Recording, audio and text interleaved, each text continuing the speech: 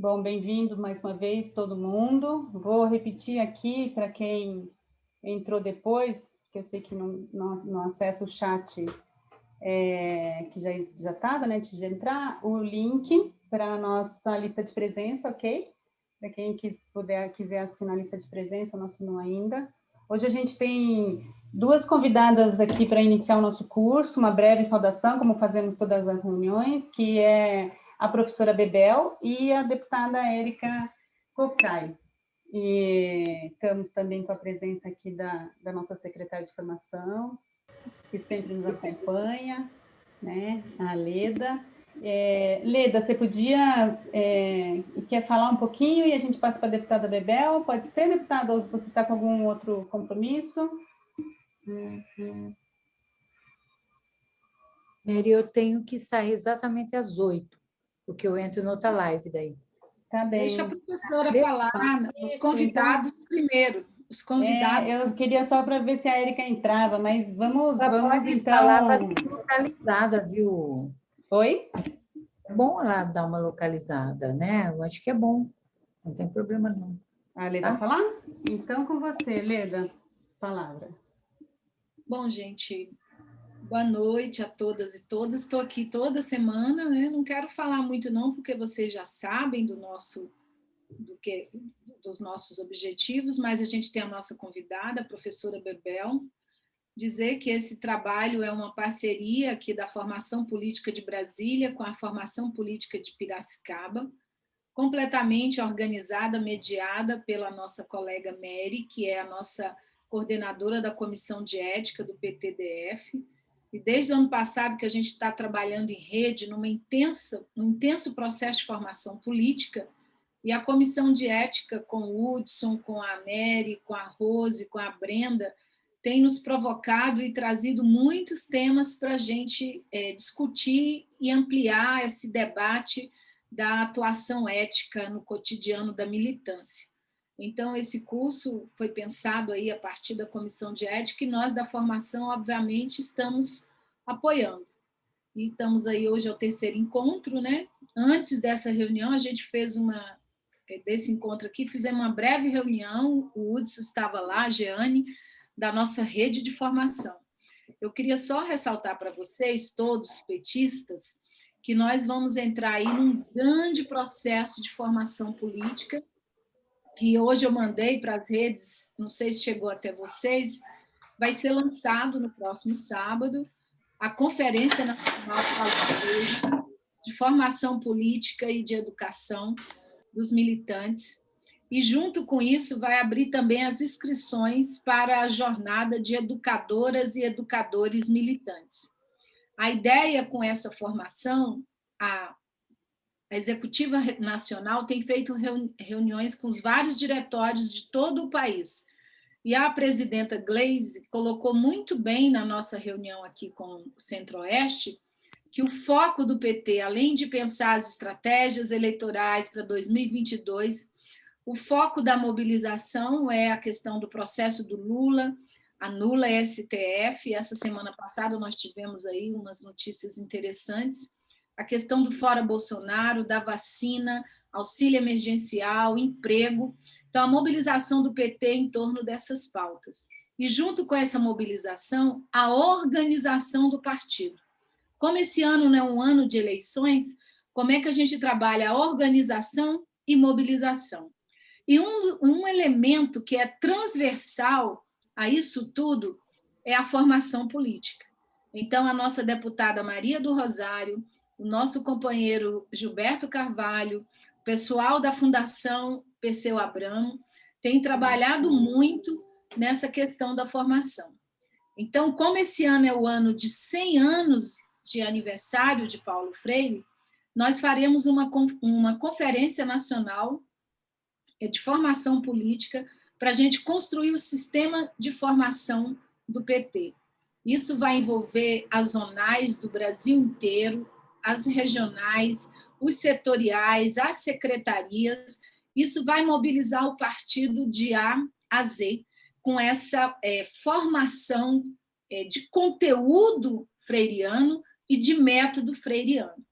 E aí, no sábado, a Maria do Rosário e a Gleise estarão com esse ato virtual, que eu já mandei, tem um videozinho aí, e vai lançar, junto com a conferência, a jornada de formação de educadoras e educadores militantes. E as inscrições serão abertas a partir desse dia. E como é que a gente vai formar esses educadores e educadores militantes? Na perspectiva freiriana, de escuta, de círculo de cultura, com qual objetivo? O PT hoje sente que nós temos uma massa de filiados que muitas vezes são mobilizados para irem para os PEDs, para as eleições, e a gente fica o restante do tempo sem essa vida, sem essa energia pulsar. Então, a ideia com essas educadoras e educadores é mobilizarem para que façam um trabalho no sentido de criar núcleos de vivência, estudos e ação nos seus bairros, nos seus territórios. Todos nós aqui estamos numa localidade. Vou pegar o Maninho aqui, meu parceiro aqui de Taguatinga, ele é ali da QNE. Então, ali é uma região, um bairro de Taguatinga. Quem são os petistas daquela região? Quem são as pessoas daquela região? Quais são as pautas daquela região? Então, é acolher os militantes, pensar junto, estudar junto e atuar nessa localidade. Então, o PT está bem em cima dessa proposta, foi aprovado na executiva regional, nacional, e nós, da formação, estamos abraçando isso. Então, pessoal aí de Brasília, fiquem atentos, quem achar que é interessante participar dessa jornada como educador e educadora militante, nós vamos estar fazendo uma série de divulgações e de debates para a gente fazer essa mobilização. E apenas isso, essa informação, tá, Mary? E a gente vai divulgando aí nas nossas redes. Muito obrigada, bom curso, nosso professor, que já está aí, obrigada por dedicar seu tempo para estar aqui conosco toda semana, é um trabalho militante de formação. Obrigada. Obrigada, Leda. Então, professora Bebel, essa é a nossa terceira aula do curso de Ética, Cidadania Política e Direitos Humanos, que é idealizado aqui pelo nosso professor Adelino, né? E executado em parceria aí entre o PTDF e o PT Piracicaba, que já é uma inovação, né? Então, eu queria aqui, rapidamente, apresentar a nossa deputada estadual, professora Bebel. A professora Bebel é líder da bancada do Partido dos Trabalhadores na Alesp, líder das minorias, da minoria ainda também, né? Presidente da Comissão de Educação e Cultura, é nossa presidenta da POSP também e é vice-presidenta do PT de São Paulo. Então, queria te dar as boas-vindas e passar a palavra para você fazer uma saudação aí para o nosso grupo. Nós temos hoje pouco mais de 100 pessoas inscritas nesse curso. As pessoas são de diversos diferentes estados. Nós temos, acho que uns 17 estados representados aqui, mas a grande maioria dos inscritos são do Distrito Federal e de Piracicaba. Esse é o nosso grupo aqui. E a maioria também dirigentes de diretórios municipais, estaduais, de núcleo de base, militantes, todos aí na luta cotidiana do nosso partido, né? Bem-vinda, professora, a palavra é sua. Bem, boa noite, Leda.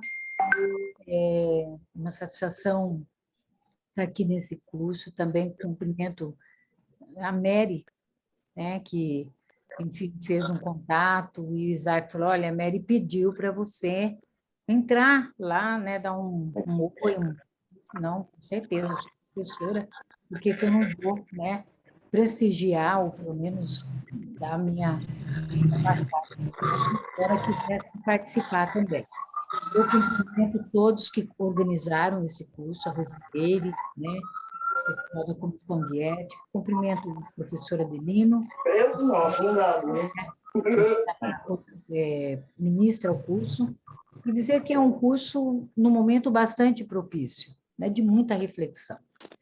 Nós estamos vivendo, né, acho que alguma coisa jamais vivida nesse país, né, que é perdas de vidas, por exemplo, como já dizia a Leda, morreram 3.149, né? Passamos já a marca dos 3.000, mais de 11 milhões e 603 mil, mais 535 casos de infectados, né? Quer dizer, isso é muito impactante nessa conjuntura. E quando a gente tem essa conjuntura, eu acho que o norte que nos leva, né? E eu tenho, claro, tenho dito isso, é exatamente a defesa incondicional da vida. É a defesa incondicional da vida. Aí é porque nós temos que lutar exatamente conforme apresentou a Leda. Eu tive a oportunidade de estar com a presidenta Gleisi na reunião em Campinas ontem, né? E, claro, trabalhar com todas essas frentes colocadas, né? Trabalhar com auxílio emergencial na nossa perspectiva, não essa que está na PEC emergencial, que introjeta um valor muito abaixo e um quanto muito abaixo daquele que deveria atender, né, a população carente, né? A luta à frente do emprego e renda, né? A vacinação em massa, por que não? Eu quero dizer para vocês que eu estou na educação básica pública e a gente empreendeu uma luta sem precedentes aqui no estado de São Paulo pelo fechamento das aulas.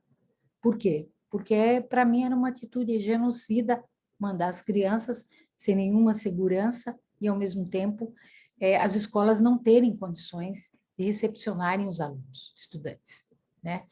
Não é uma irresponsabilidade enquanto professores e professoras que somos, mas exatamente a responsabilidade com a vida.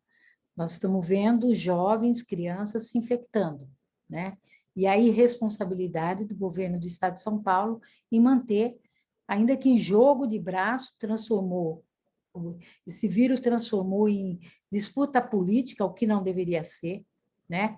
E o avanço que a gente está tendo é exatamente por conta das articulações feitas pelos governadores, prefeitos, que estão avançando aí para que nós tenhamos a vacina ao nosso alcance.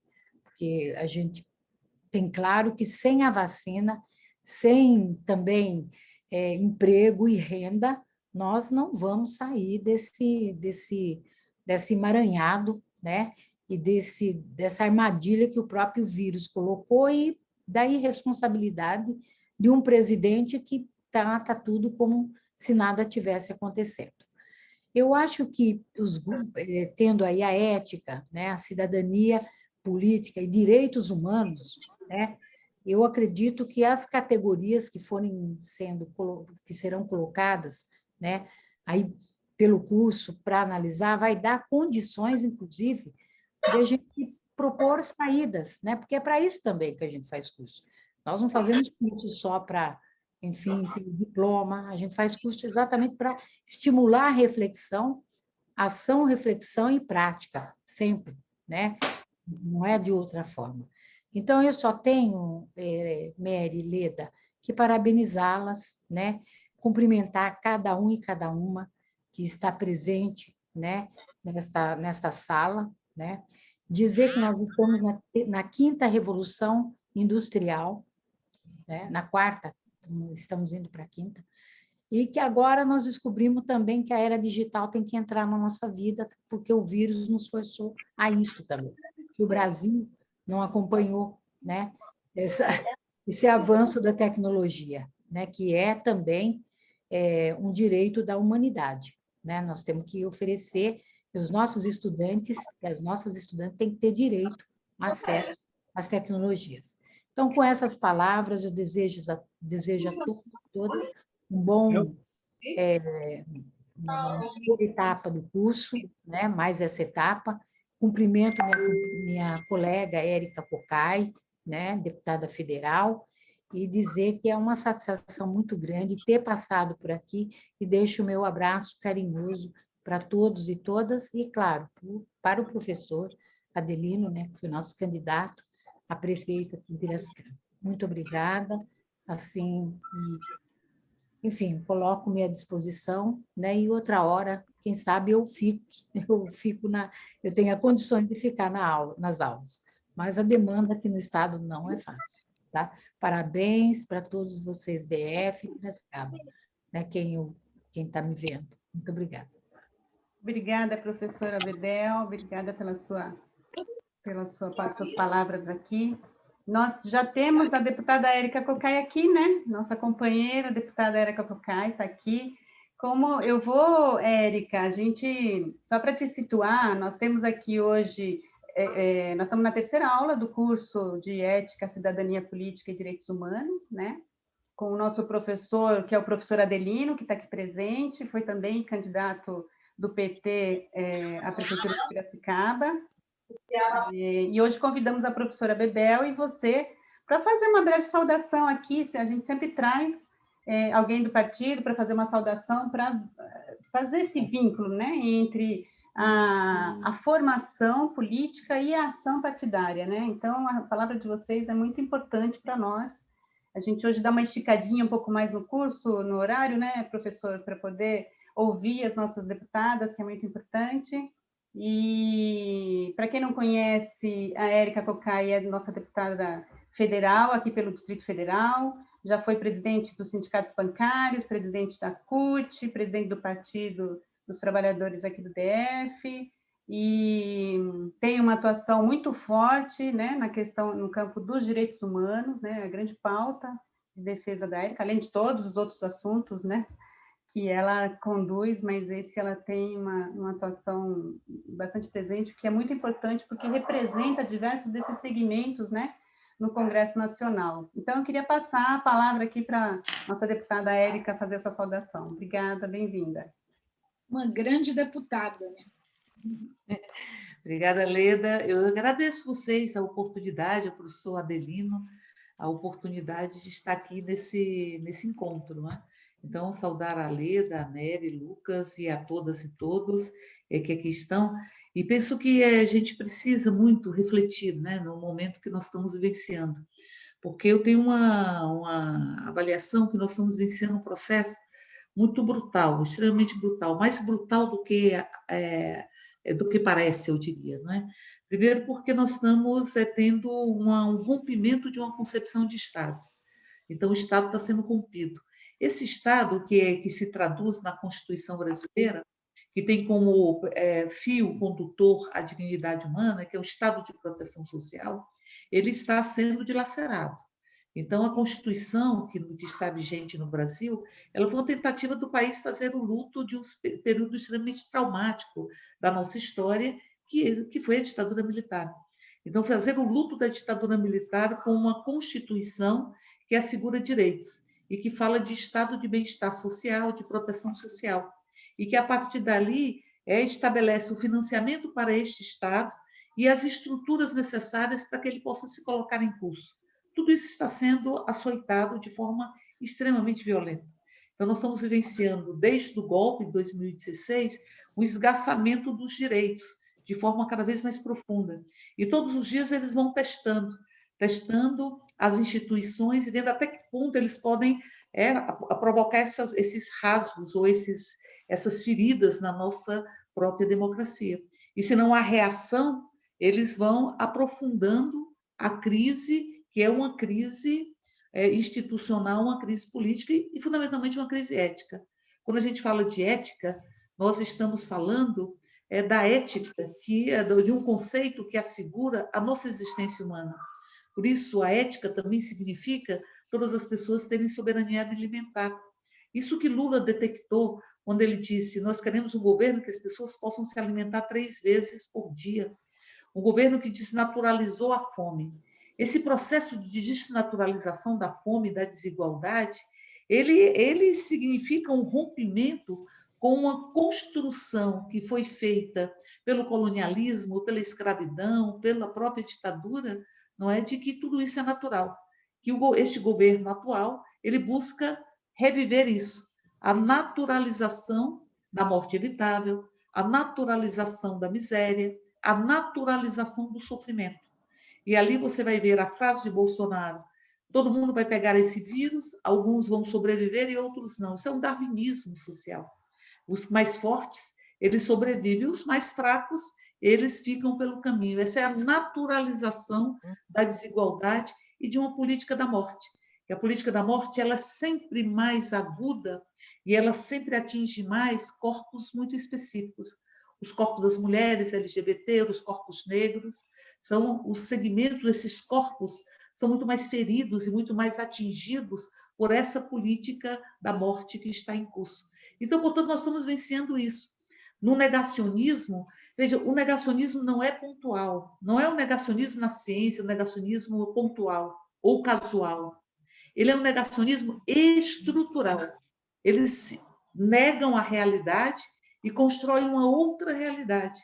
Então, quando você tem uma base de uma realidade, você tem interpretações diferentes dessa realidade, isso provoca um processo democrático, de diversas visões sobre a mesma realidade. Mas quando você constrói uma narrativa que nega a realidade, e essa narrativa você impõe, tudo que estiver fora dela tem que ser eliminado. Então, é um processo que tem uma violência muito mais profunda. E, neste sentido, esta concepção de Estado que está em curso é uma concepção que enfrenta a noção de direitos humanos. Direitos humanos é mais do que cidadania, eu acho. Porque cidadania é deveres e direitos. Direitos humanos é dignidade humana. Dignidade humana é aquilo que está na Declaração Universal dos Direitos Humanos. Todo ser humano nasce livre e igual em dignidade e direitos. Portanto, os direitos humanos são universais. E se a gente puder traduzi-lo, a gente vai dizer, sabe o que é direitos humanos, moço? É o direito da gente ver como ser humano. E os seres humanos que fazemos parte de uma trama de vida, não somos donos da vida, e é preciso, portanto, preservar todas as expressões de vida, porque fazemos parte de uma única, de uma teia. Uma teia significa diversidade, mas significa também unidade. Inclusive desconstruindo uma visão de defesa do meio ambiente antropocêntrica, que é preciso preservar o meio ambiente para que nós possamos sobreviver. Sim, sem o meio ambiente preservado, a gente não sobrevive. Mas é preciso preservar o meio ambiente e essa teia de vida, porque nós temos que valorizar a vida em toda a sua amplitude, diversidade e profundidade. Então, portanto, nós estamos vivenciando, neste momento, esse negacionismo estruturante e estrutural que nega tudo o que não for o seu próprio espelho e que muda a concepção de Estado. E quando mudar a concepção de Estado, o Bolsonaro busca se apropriar do próprio Estado. É o processo mais violento de apropriação do Estado que nós estamos vencendo no último período da ditadura militar. É o processo mais violento, porque ele se apropria do Ministério da Saúde, ele se apropria do Ministério do Meio Ambiente para a política antiambiental, da Fundação Palmares para a política racista, se apropria do Ministério das Mulheres para a política antifeminista, e vai se apropriando do Estado, para o Estado lhe servir e servir a sua concepção e a sua forma de pensar. Essa lógica de dominar o Estado para que o Estado lhe sirva as suas ideias, a sua família, aos seus interesses, ela vai estar presente em todas as ações desse darwinismo social que está em curso e que está provocando muitas feridas e os corpos muito machucados e muito doídos, muita dor que nós estamos vivenciando nesse Brasil. E aí você tem um governo que, como todos fascistas e psicopatas, ele não tem empatia. Ele vive e se alimenta de inimigos imaginários e o Bolsonaro está sempre polarizando. Porque alguns dizem, vai voltar a polarização. Não, o Bolsonaro sempre polarizou. Ele polarizou com a universidade pública, com prefeitos e governadores, ele polarizou com a ciência, ele está sempre polarizando, porque ele se alimenta de uma polarização de inimigos imaginários para, inclusive, justificar a sua própria incompetência e tentar criar véus para que nós não possamos ver o caráter extremamente profundo dessa política da morte. Então, veja, nós estamos vendo um governo que quer se apropriar do Estado, inclusive do Poder Legislativo. Foram 57 atos só na política ambiental para flexibilizar a fiscalização. Ele quis revogar 100 atos da saúde mental. Então, está legislando por decreto, resolução, portaria, e desrespeitando, inclusive, o próprio parlamento e todos os outros poderes. Então, é um processo extremamente violento. E é um processo que construiu algumas bases muito sólidas de apoio, como, por exemplo, o fundamentalismo religioso, que reproduz essa concepção porque está dentro da narrativa, que é uma narrativa falsa. Todo mundo viu o que aconteceu nesta campanha, na última campanha, de todas as denúncias que foram construídas e continuam sendo construídas. Então, o ódio é um método político, a mentira é um método político. E este governo, que não tem empatia, também é autocentrado. Veja o que diz Bolsonaro do lockdown, que é para lhe atingir. Tudo é a partir dele mesmo, e a partir dos seus interesses imediatos, e particularmente os interesses eleitorais. Por isso, nós estamos com muito risco no Estado, e muita destruição acelerada. E por isso, nós estamos também no esgotamento e no sofrimento do povo. As últimas pesquisas apontam que a maioria do povo brasileiro acha que Bolsonaro não responde bem à pandemia, embora ele tenha buscado responsabilizar prefeitos e governadores por toda a crise. O raciocínio de Bolsonaro foi um raciocínio de que a pandemia iria passar e que ficariam os resquícios econômicos dela, e ele diria, está vendo, esse resultado econômico foi porque não seguiram o que eu disse, que era preciso a economia continuar. Só que a pandemia, ela recrudesceu. E no mundo inteiro ela está se desvanecendo e aqui ela está se agudizando. Porque nós não tivemos política de vacina, não tivemos política de coordenação, não tivemos política nenhuma de enfrentamento. Não há políticas. Não há política de desenvolvimento nacional. Não há. O Brasil está na mão dos rentistas. Veja o que fizeram com essa emenda constitucional 109 dessa PEC, originada da PEC 186. Eles liberaram 180 bilhões dos fundos, superávit de fundos, fundo do pré-sal, fundo da cultura, do audiovisual, para jogar para pagar dívida. E disseram que não podiam liberar mais do que 44 bilhões. E são 3 meses sem auxílio emergencial, porque vão pagar só em abril. 3 vezes. Isso é 7 vezes menos do que se pagou de auxílio emergencial, esses 44 bilhões, no ano passado. E ele diz que é para conceder o auxílio emergencial. A proposta não tinha auxílio emergencial, tinha apenas o teto, não se poderia gastar mais do que 44 bilhões. E deixaram 3 meses, milhões de brasileiros e brasileiras sem nenhum tipo de renda, sendo forçado a sair para buscar a renda e se abraçando com o vírus e sendo corpos muito frágeis para sucumbir a este processo que nós estamos vivenciando. Então, é preciso que a gente possa reagir a isso e a gente ver o que significa, neste momento, a condição do Lula disputar a eleição em 2022. Acima de tudo, é muita esperança. É muita esperança. E Lula, que está chamando a reunião do G20, está sugerindo que haja reunião do G20 para poder enfrentar a crise sanitária, que está fazendo uma série de contatos, que está se dirigindo, inclusive, para um setor do empresariado, para dizer que essa polarização é falsa. Nós já governamos durante 12 anos esse país. Mais de 12 anos, nós governamos esse país.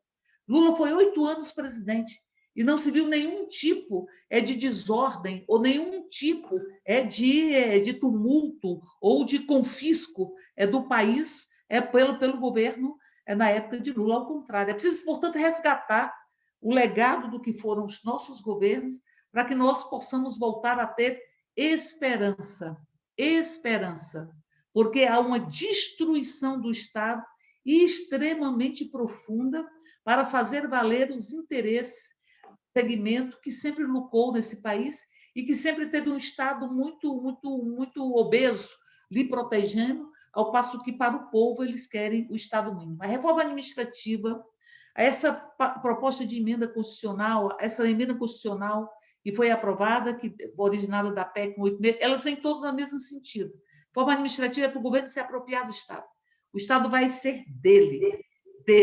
E ele vai, inclusive, determinar quais políticas vão ser implementadas e se a pessoa permanece ou não no cargo, se cumprir ou não os seus ditames e as suas políticas. Então, portanto, o país corre muitos riscos, mas nós estamos vivenciando um momento que sempre é contraditório, porque o poeta diz com razão que toda realidade é grávida do seu contrário.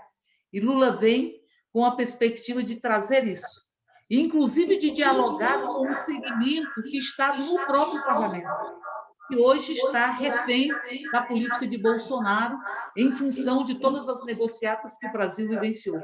Por isso eu tenho muita esperança de que esses períodos, que são períodos muito duros, muito cruéis, eles são também períodos onde a gente busca, através da possibilidade da mudança em 2022, do próprio despertar do povo brasileiro, a gente poder voltar a ser feliz neste país. Por isso a gente fala de direitos humanos, a gente fala que ética é todo menino na escola, ética é toda a população brasileira com soberania alimentar, ética é democracia e ética é direitos. E direitos sem democracia não existe, como democracia sem direitos também não existe.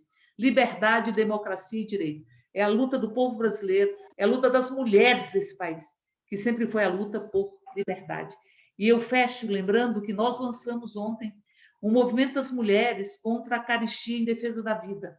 Como as mulheres se organizaram durante a ditadura contra a caristia, nós estamos nos organizando neste momento contra a inflação que rouba o alimento da nossa mesa, contra a fome que foi extirpada por Luiz Inácio Lula da Silva e a política do governo do PT. Então, nós estamos buscando um movimento onde as mulheres possam se organizar e defender a vida contra a carestia, como vivenciamos em outras etapas da história brasileira. De toda sorte, a gente continua na luta e temos absoluta certeza que trilhamos a possibilidade de fechar esse ciclo da história brasileira, porque não há nenhuma dúvida de que nós teremos, em 2022, Lula, mais uma vez, presidente. Porque, ora bolas, nós precisamos sorrir e brilhar uma estrela e colocar o riso na nossa boca. A estrela sobe apontando rumos e apontando sonhos. E essa estrela, ela vai brilhar cada dia que passa. Um abraço muito grande, a importância da gente fazer todas as reflexões necessárias para que nós possamos enfrentar um período doído, mas é um período que nós vamos atravessá-lo, como diz o poema de Mayakovsky. Um abraço grande. Grande, Érica. Obrigada pelas palavras. Deve estar duro a batalha aí no Congresso, né? Gente, em função do horário aqui, vamos passar diretamente para o nosso professor Adelino, querido professor. A palavra é sua. A gente vai esticar um pouquinho mais hoje, né, professor, para ver se a gente consegue completar o conteúdo. Mas vamos lá, a palavra está com você. Bem-vindo. Bem, obrigado, querida Mary, obrigado, Leda, boa noite a todos. Não sei se a nossa presidenta está presente, a Penélope. Queria abraçar todos vocês, dizer que essas duas falas de abertura, na verdade, se compõem muito mais que uma saudação, não é? Uma verdadeira, um aprofundamento do tema que a gente vai trabalhar hoje. A fala da deputada Bebel, que tem uma atuação muito forte no campo da educação e que tem enfrentado o que representa o Bolsodória, aqui em São Paulo. E a fala da deputada Érica Cocai, maravilhosa, ela já entra no tema da dignidade humana, que é exatamente o que nós vamos trabalhar, e aponta para a dimensão da esperança.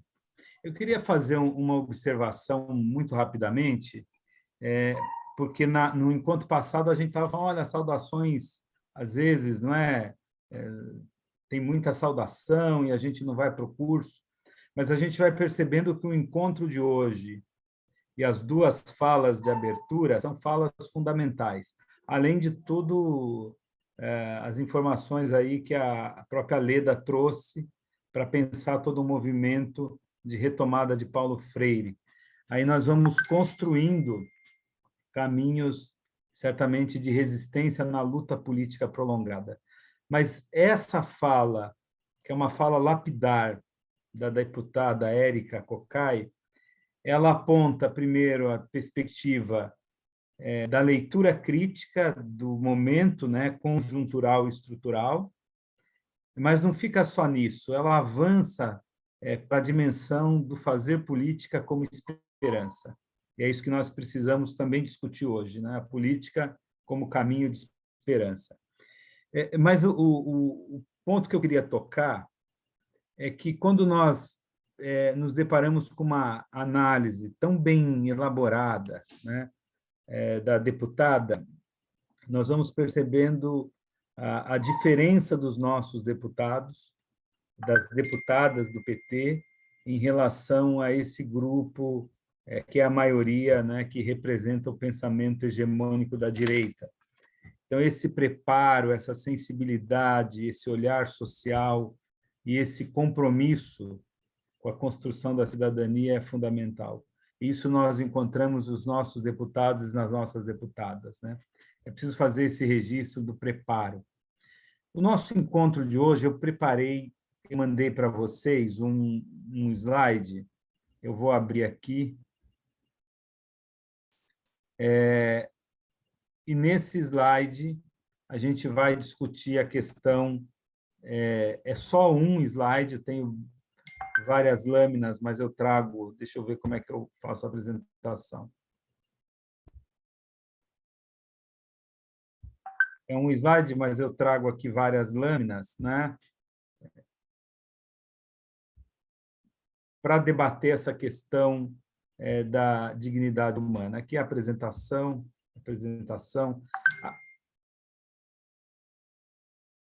Não é esse aqui, é um outro, é o outro. Deixa eu abrir aqui o slide certo. Vocês receberam, não sei se todo mundo está tendo condição de ler o material que a gente tem mandado. No encontro passado, a gente produziu muito material, e eu estou aqui abrindo de novo o conteúdo que eu preparei. Aqui. Agora sim. Vou voltar lá, é só uma questão técnica, pronto. Vou colocar. É o tema da dignidade humana. Aqui sim a apresentação, vocês estão acompanhando, estão vendo? Então, dentro da nossa estrutura, a gente vai discutir hoje a questão da política, da ética, direitos humanos, utopia, cidadania ativa, democracia de alta intensidade e a construção da democracia. Quer dizer, tem muita coisa para falar, né? O conceito de dignidade humana é o início do que eu gostaria de apresentar. Então, eu fiz uma tela, não sei se vocês enxergam ela inteira, né? E essa tela, ela quer fazer aqui uma trajetória de discussões. Quando a gente começa a discutir o tema da dignidade humana, ou o tema dos direitos humanos, a gente tem um ponto de partida, que é o ponto de partida fundamental. E nós também temos um ponto de chegada, que é justamente a construção da utopia. Então, como nós temos sempre falado, não é só uma reflexão teórica, é uma dimensão teórica que nos leva a uma visão política e a construção de um modelo de sociedade. E qual é o modelo de sociedade que nós queremos chegar, né, lá no ponto como utopia? Veja, o conceito de dignidade humana é um conceito bastante amplo. Nós podemos pensar lá no mundo antigo, muito rapidamente eu vou fazer talvez esse resgate, é que a dignidade humana estava relacionada a uma leitura religiosa, a dizer o seguinte: o ser humano é portador de uma dignidade porque ele é filho de Deus. Então tinha uma visão aí teológica, uma concepção teológica por trás, né? Esse debate ele vai avançar e hoje nós entendemos que a dignidade humana ela passa por 3 dimensões fundamentais. A primeira, a dignidade é a própria condição humana. Não é algo que o ser humano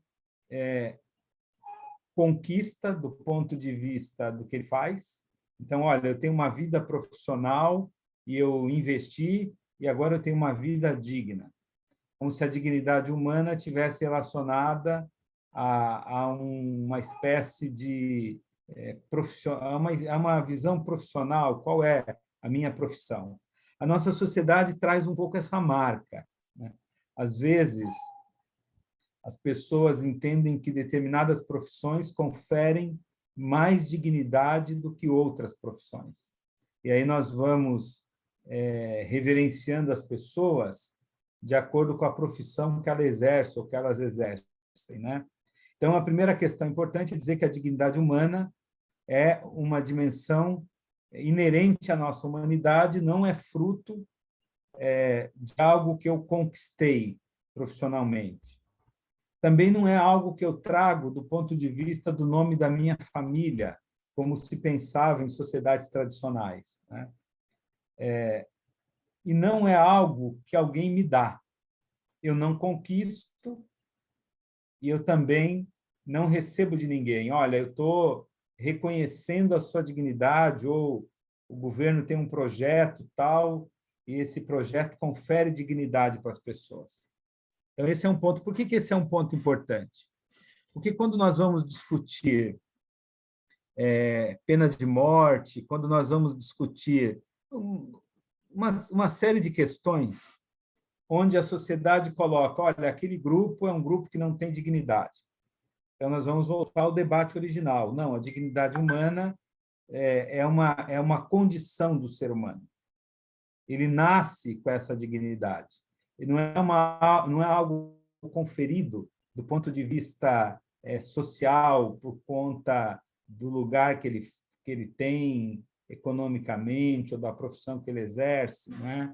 Então, a dignidade humana nos colocaria, esse debate é importante, no mesmo patamar. Nós todos, como seres humanos, somos portadores da mesma dignidade. Não é algo que nós conquistamos e ninguém nos deu. Logo, nós também não perdemos a dignidade. Esse debate sobre a dignidade humana aparece como a grande base para avançar na compreensão dos direitos humanos. E os direitos humanos, ao longo da história, passaram por várias fases, né? Hoje a gente pensa numa situação ou numa concepção bastante ampla de direitos humanos. Mas nós tivemos uma fase da luta política, dos direitos políticos, a questão dos direitos civis, dos direitos sociais, e hoje se fala dos direitos emergentes. A gente vai poder trabalhar um pouco isso, né? Porque o que condiciona a nossa visão de direitos humanos? E aqui eu acho que a gente vai poder comentar um pouco mais. Eu coloquei aqui no meio a concepção de vida. Veja, num determinado período da história, se lutou por direitos políticos. A primeira fase, não é? Depois, a luta por direitos civis. Depois, por direitos sociais. Mas essa relação entre direitos políticos, civis e sociais é uma relação intrínseca. Não dá para você conceder direitos políticos e tirar direitos civis, ou avançar em direitos civis e não reconhecer os direitos sociais. Então, essa divisão que alguns autores fazem é uma divisão que tem uma certa abstração, porque os direitos eles se completam, são interdependentes, né? Mas, quando eu coloco o tema concepção de vida, é o ponto central para entender quais são os limites ou quais seriam os alcances da nossa luta por direitos humanos. Então, a gente poderia começar do ponto de vista mais básico, lá com o debate sobre a dignidade humana e a construção do nosso programa dos direitos humanos, a partir dessa discussão, mas o que é a vida? Essa concepção de vida está profundamente relacionada à ética e à política. Está profundamente relacionada à ética e à política. Então, numa determinada sociedade, nós podemos entender que a vida é simplesmente a manutenção material. Bom, mas hoje nós ampliamos a nossa concepção de vida. E nós podemos, inclusive, numa determinada sociedade, entender que há concepções de vida diferentes, né? O que é a vida para o homem, o que é a vida para a mulher, aí depende do gênero, né? Então, nós vamos, a partir da concepção de vida, ampliando, ou muitas vezes até diminuindo a nossa visão do que seria direitos humanos. Eu coloquei uma palavra aqui, que vem do pensamento do Edgar Morin, que é a complexidade da vida. Então, a luta por direitos humanos é uma luta cada vez mais aberta e que se amplia. O nosso debate ético é por direitos sociais, por direitos políticos, por novos direitos, não é? Os sujeitos emergentes. Nós queremos uma sociedade aberta do ponto de vista da diversidade. Então, quanto mais estreita for a concepção de vida, mais limitada é também a leitura dos direitos humanos. Isso vale para nós, que somos de um partido que tem um caráter que traz uma perspectiva revolucionária. Porque muitas vezes nós trazemos nos nossos atos, das nossas posturas, a marca da cultura da nossa sociedade. Nós não conseguimos romper, falávamos disso no encontro passado, com a perspectiva, por exemplo, de uma visão machista, ou com a perspectiva de uma leitura homofóbica. Então, qual é o tamanho, né? Qual é o alcance da nossa concepção de vida? Aqui do lado, não sei se vocês conseguem ver, eu coloquei algumas palavras, né? Concepção de vida, complexidade da vida, para pensar que a vida ela é um entrelaçado, ela tem uma dinâmica e ela é profundamente complexa. A palavra complexidade do latim, ela significa aquilo que foi tecido junto, né? Aquilo que se compõe, que está entrelaçado. Eu coloquei uma outra palavra do outro lado, que é potencialidades. Parece até uma palavra abstrata,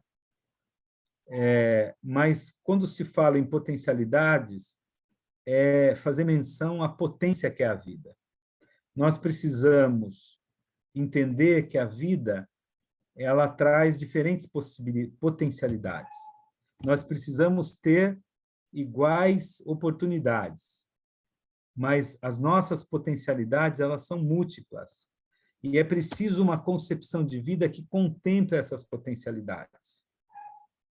É evidente que eu estou pensando no Nietzsche, mas também estou pensando dialogando com o filósofo Karl Marx. Quando fala da complexidade, o termo já leva ao pensamento de Edgar Morin. Mas aqui nessa concepção de vida tem muito a ver com a fenomenologia, principalmente com o existencialismo de Sartre, não é? A vida é uma potência, o Nietzsche diria. E o Sartre depois vai colocar o tema da liberdade, né? O que vai ser a vida? Então, nós precisamos pensar que as bandeiras ou a pauta dos direitos humanos é uma pauta muito aberta, né? Ela parte desde aquela discussão básica dos direitos fundamentais para você viver. Então, Adelina, a nossa luta é por comida? É por comida. A nossa luta é por moradia? É por moradia. A nossa luta é por trabalho, mas a nossa luta é também por arte. A nossa luta é também por uma sociedade aberta a uma perspectiva do ócio criativo, né? A nossa luta ela abarca todos os temas. Essa, aliás, é a grande beleza do nosso partido, né? Dentro dessa visão da concepção de vida, veja, muitos de nós, do Partido dos Trabalhadores, inclusive, essa é a minha trajetória, trazemos as marcas da nossa religiosidade. Eu tive a alegria, na semana passada, de receber um telefonema do Pádua, né? E a gente conversou um pouco, foi um prazer conversar com o Pádua, ele falar, e aí tem alguns elementos em comum, né? Da nossa trajetória, vem das comunidades de base, tem um irmão padre, mas essa leitura religiosa de fundo ela pode ser um impedimento para uma concepção mais avançada de vida. Ela não precisa ser, mas ela pode ser.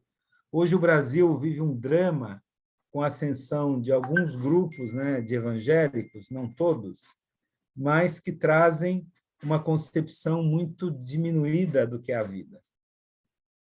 E aí não avança no debate sobre os direitos humanos.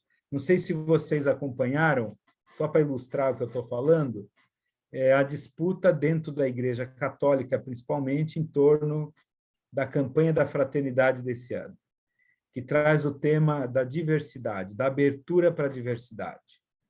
Então, houve um rompimento, inclusive, de lideranças importantes da Igreja Católica, poucas lideranças, mas aconteceu, dizendo que não reconhece aquela campanha, que não aceita, porque tem uma concepção de vida muito fechada, né? O debate sobre direitos humanos exige que nós consigamos avançar na nossa concepção de vida, dentro do que a vida é de fato, que é uma realidade complexa, né?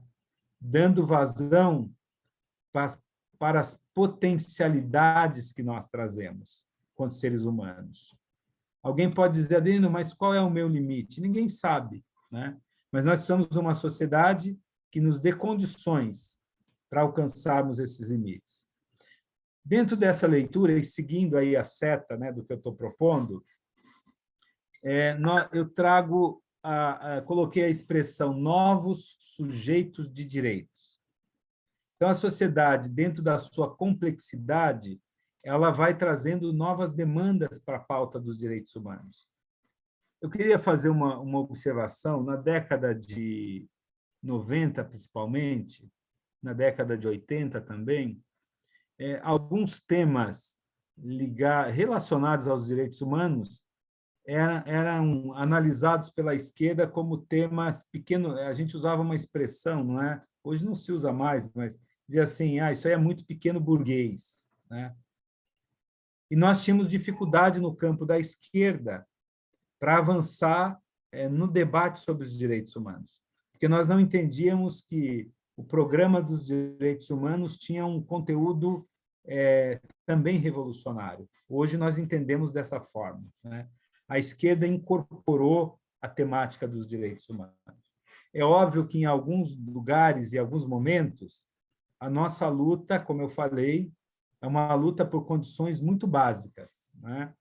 Mas nós não podemos desconhecer os novos sujeitos que vão se apresentando e reivindicando, né, a legitimidade das suas reivindicações, e que vão pautando também o debate na sociedade. Eu vou dar um exemplo, e eu confesso que não é um exemplo, não é um tema muito fácil, né? Então, hoje, por exemplo, a comunidade LGBTQI+, tem trazido, o Anselmo, não sei se ele está conosco, né? Ele poderia falar um pouco disso, tem trazido debate sobre, inclusive, o gênero, né, na língua. No português, se você tem 2 homens e 4 mulheres, você fala eles, né? É sempre a declinação, né? Você sempre vai seguindo o masculino, e há uma mudança disso, né? Há uma mudança nessa perspectiva. Essa é uma reivindicação de novos sujeitos que vão colocando a complexidade do tema dos direitos, e que é um debate legítimo, né?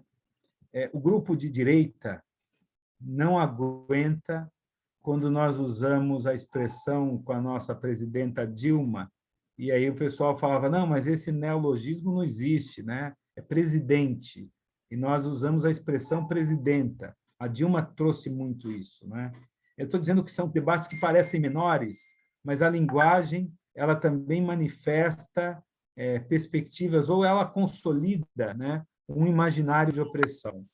Por isso, quando vai se discutir a questão de novos sujeitos, da complexidade da vida, aí o movimento negro tem nos ajudado com o conceito de decolonial, né?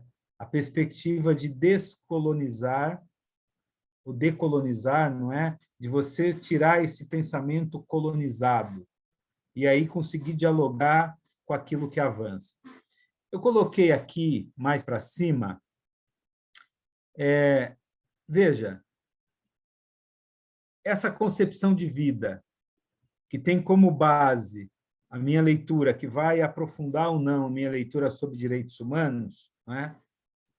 Que tem como base o reconhecimento da dignidade humana, ela deve levar a uma nova sociabilidade. É isso que nós buscamos. E é isso que o governo Bolsonaro ele rechaça, ele condena, ele critica, e ele cria uma guerra contra essa visão dessa sociabilidade que afirma a diversidade. Agora, quando eu falo em nova sociabilidade, é preciso pensar o que a gente pode colocar aqui, não é? A questão das relações interpessoais. Então, quando eu penso essa nova sociabilidade aberta para os direitos humanos, é o comportamento não homofóbico, é uma sociedade antirracista, né? Nas relações interpessoais. Por exemplo, um debate que aparece no nosso partido, como é que nós vamos construir uma democracia de alta intensidade, talvez eu nem consiga falar disso hoje, dentro de um partido que reproduz práticas autoritárias, né? Então, como é que nós vamos construir essa nova sociabilidade? Numa perspectiva, a palavra que se usa, né, é de comunhão, de fraternidade, de empatia. Eu até fiz, enquanto a deputada Érica Cocai falava, eu fiz um Twitter, né, muito rapidamente, vou até resgatar aqui, não é? Porque ela trouxe coisas muito importantes. Ela vai dizer que esse governo Bolsonaro ele coloca a mentira, o ódio, a falta de empatia como elementos estruturantes da sua política, né? Então, como é que nós vamos construir uma perspectiva da empatia? Essa é a nova sociabilidade, que tem a ver com as relações interpessoais. Olha, nesse ponto, as igrejas, muitos movimentos vão nessa linha de abrir uma nova sociabilidade. Eu preciso ter mais atenção para com o outro, não é? Agora, qual é o problema? Estou procurando aqui aqui achei, não é isso mesmo. Então é preciso essa falta de empatia, a mentira, o ódio sedimenta a política da morte, né? Então nós vamos romper com essa sociabilidade, mas ao mesmo tempo nós precisamos não só ficar no âmbito das relações interpessoais. E aí eu queria relembrar para vocês o encontro passado, que os gregos falavam dessa sociabilidade nova a partir do ethos, que é a dimensão ética, os valores que regem o meu comportamento. Mas é preciso avançar para a questão do ethos. Uma nova sociabilidade do ponto de vista político significa o quê? Significa a construção de novas estruturas. Então, no limite, quando nós assumimos o programa dos direitos humanos, nós assumimos o rompimento com a estrutura de poder, com a lógica capitalista que oprime. Alguém poderia perguntar, Adelino, é compatível, como quer a sociedade ocidental, ou como quer o grande capital, é compatível o capitalismo com o programa dos direitos humanos? Se nós olharmos esse programa na sua radicalidade, é incompatível. A sociedade capitalista ela não possibilita a realização do programa dos direitos humanos. Então, quando fala nova sociabilidade, ela tem uma implicação estrutural, não é só as ações individuais. Por isso que ela avança no campo da política. Eu queria colocar um outro elemento aqui, porque eu tenho estudado muito isso. Agora, qual é a base para se pensar essa nova sociabilidade a partir dos direitos humanos? Eu coloquei o princípio da solidariedade. E é evidente que aqui eu não estou trabalhando a solidariedade num sentido religioso. As igrejas falam muito, né, do amar ao próximo, etc. A solidariedade como elemento estruturante das relações. Porque, e aí eu estou colado ainda em Edgar Morin. Edgar Morin, ele vai dizer o seguinte: há um vínculo inseparável entre o indivíduo e a espécie humana. Então, eu tenho a minha individualidade, mas eu sou indivíduo dentro de uma espécie, eu pertenço à espécie humana, né? E essa solidariedade ela tem um outro elemento, que é a dimensão da sociedade. Então, é indivíduo, espécie e sociedade. E a sociedade, em alguns momentos, o Edgar Morin ele troca pela palavra planeta, para pensar que essa sociedade não é apenas o meu núcleo, é a sociedade planetária.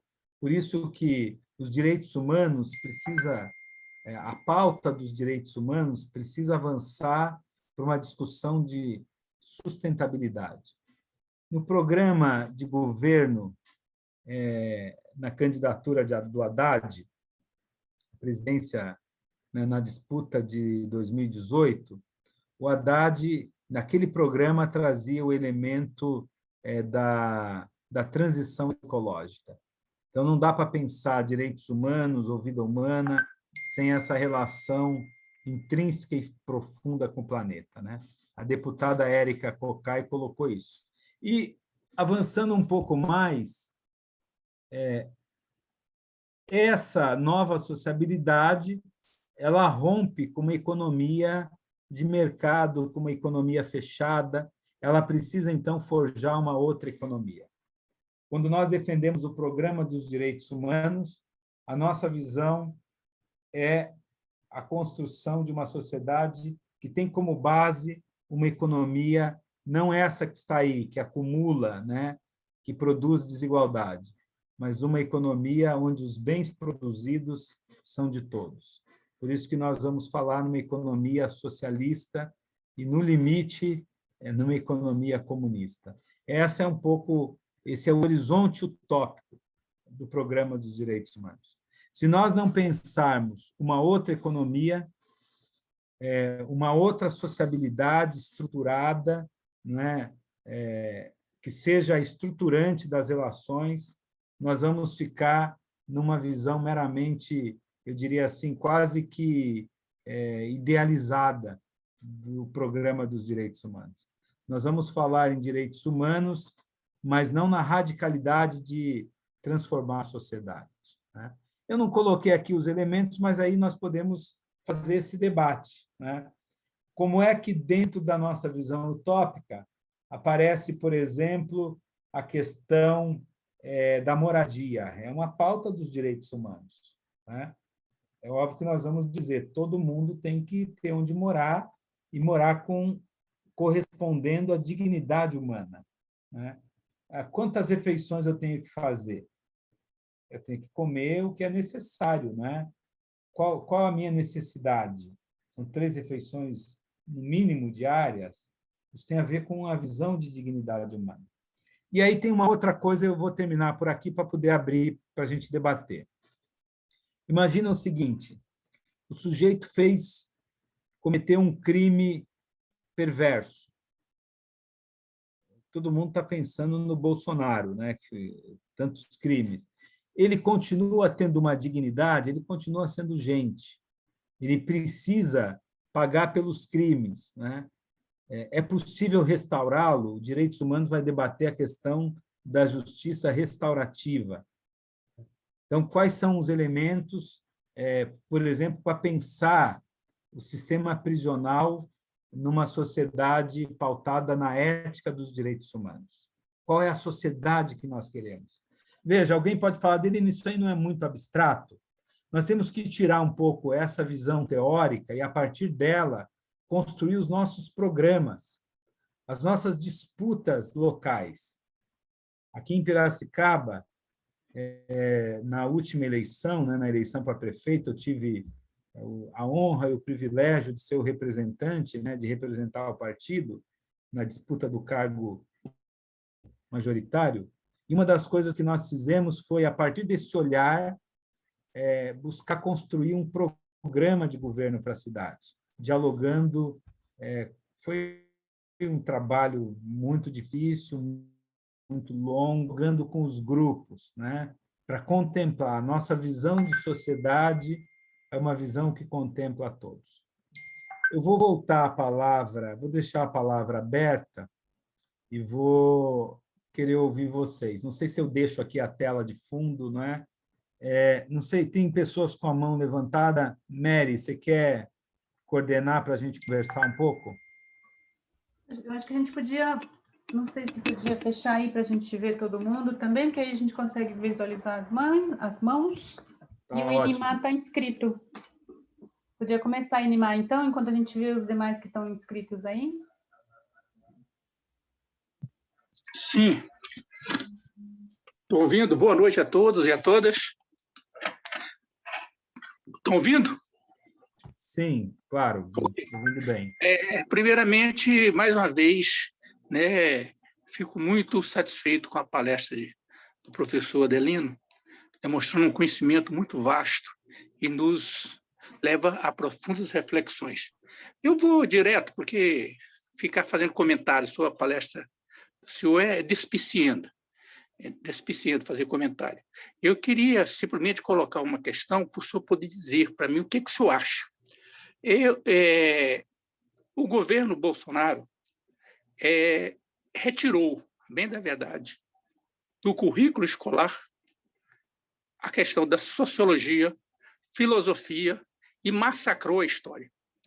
Eu entendo que essas 3 cadeiras, vou chamar de cadeiras, ou matérias, são indispensáveis para a formação do indivíduo enquanto evolução do ser humano. Se isso, efetivamente, é um desserviço, já pensou que sociedade nós estaremos querendo construir para o futuro? Dessa forma que está sendo tratada a sociologia, a filosofia e a história. O que o senhor acha disso? Só isso, obrigado. Eu vou comentar rapidamente. Quer dizer, esse é um projeto que começa assim que o Temer assume o poder, não é, com a reorganização dos currículos, não é? É um desastre. Veja, a filosofia e a sociologia, depois a gente pode até discutir a própria educação artística, né, a artes, que também entrou numa discussão, são disciplinas fundamentais para pensarmos essa formação mais humanística, mais humana. Essa dimensão das humanidades é a força de contraponto para uma sociedade aberta, antifascista. O primeiro elemento das sociedades, lá, quando a gente estuda o fascismo, no século XX, né, no início do século XX, é justamente o controle das consciências. E o Temer ataca e o Bolsonaro aprofunda esse ataque, né? Então, nós vivemos um momento, a expressão é de obscurantismo mesmo, de profundo obscurantismo, tentando atacar a leitura de mundo. Agora, qual é o resultado disso? O resultado é desastroso, né? Nós já trazíamos, apesar da presença das disciplinas filosofia, sociologia, presença insuficiente. Mas, apesar dessa presença, nós já trazíamos o desafio percebíamos que a formação ela não é só teórica. Quando você discute direitos humanos com jovens, por exemplo, não adianta ele aprender o que os professores fazem. É uma crítica que eu tenho construído. O professor vai dar o tema dos direitos humanos, ele apresenta lá a Declaração Universal. E o jovenzinho lê e aprende a declaração, mas aquilo não tem nenhuma densidade do ponto de vista existencial. A gente não pode entender que a questão dos direitos humanos é como você ter um conhecimento de história. É preciso trabalhar a sensibilidade para a realidade dos direitos humanos, ou para a realidade da violência dos direitos humanos. Eu vou terminar lembrando, né, eu dei aula muitos anos num colégio de classe média alta de Piracicaba, né, numa rede religiosa. E conversando com alunos, dava aula ainda no ensino básico, no ensino médio, e eu me lembro falando de um bairro da periferia, um dos alunos dizia assim, olha, professor, eu nunca fui nesse bairro. Então, toda a nossa discussão social das desigualdades não tinha eco, porque era como se fosse uma discussão teórica de uma realidade que nem sequer existe. Então, depois de ouvir o aluno, a gente fez uma atividade que foi um estudo de meio, de levar a turma, não de forma exótica, mas para uma atividade numa determinada periferia. Então, o governo nos ataca a educação, porque ele enxergou corretamente que a formação crítica, a formação para a cidadania, que vem do conhecimento em filosofia e sociologia, mas um conhecimento que é insuficiente, né? É o grande inimigo do fascismo ou do neofascismo.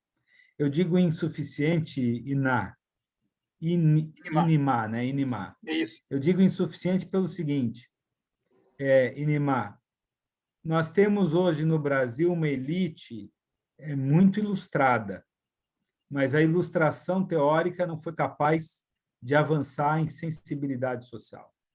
Nós tivemos o presidente que era o rei da sociologia e que essa semana só falou bobagens, né? Então é preciso, e aí o Edgar Morin nos ajuda, o conhecimento teórico atrelado a uma sensibilidade de vida, sensibilidade social. Não sei se respondi. Obrigado.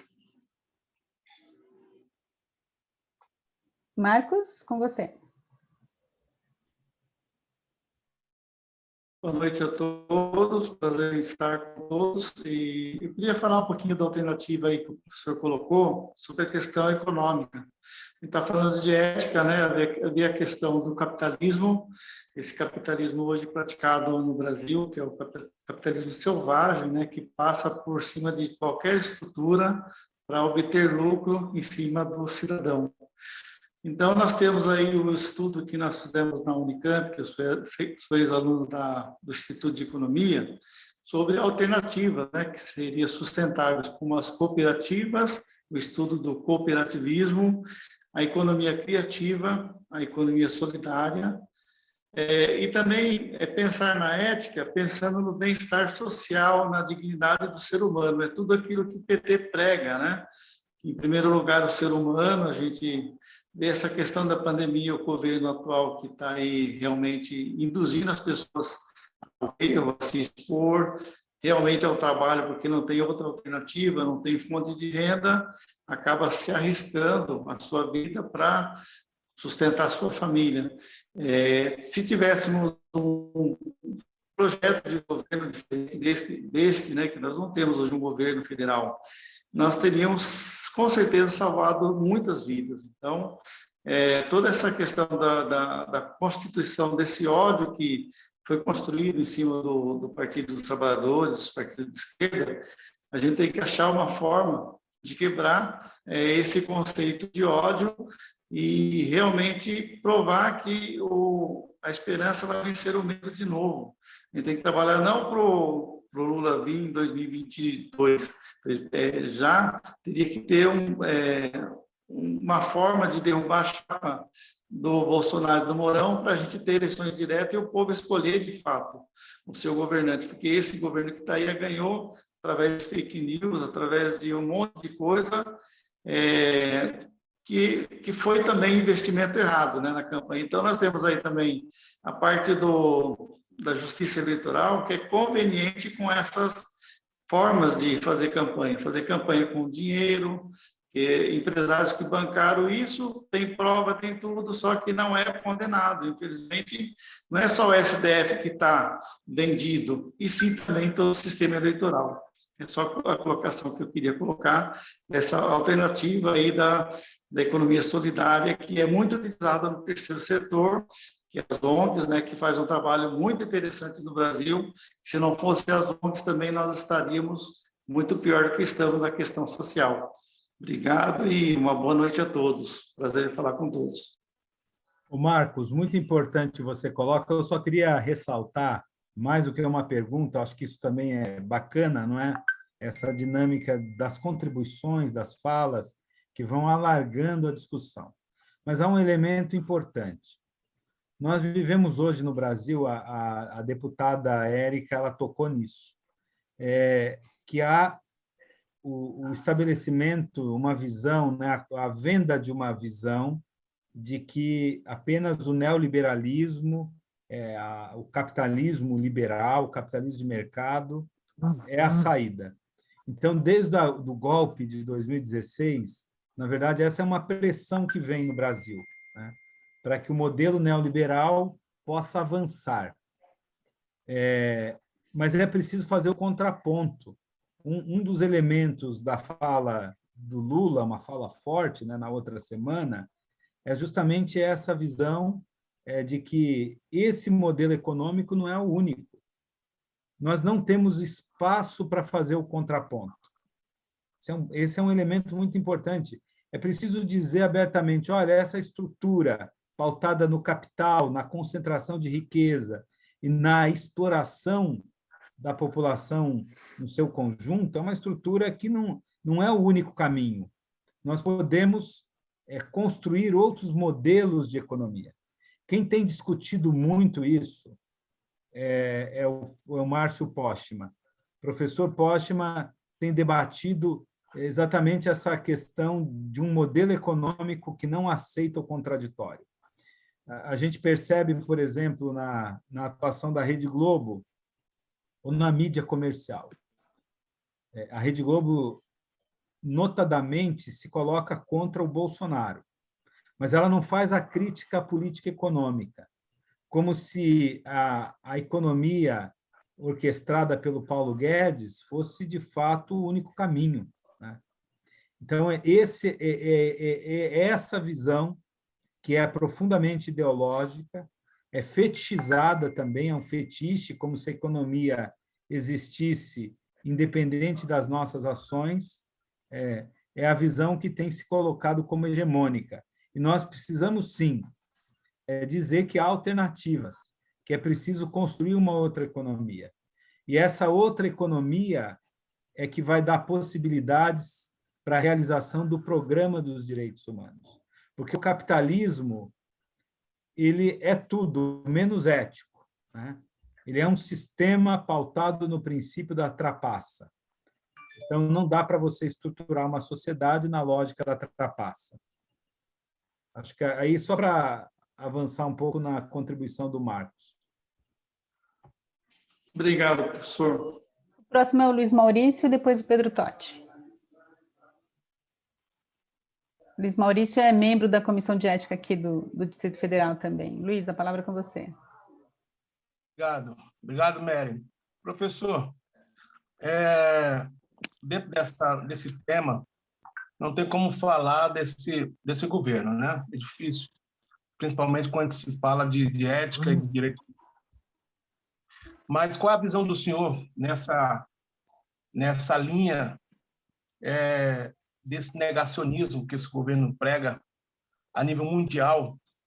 E qual seria uma provável, eu digo que é impossível, né, uma reeleição de um genocida desse, mas qual seria o caminho que o Brasil estaria caminhando, né?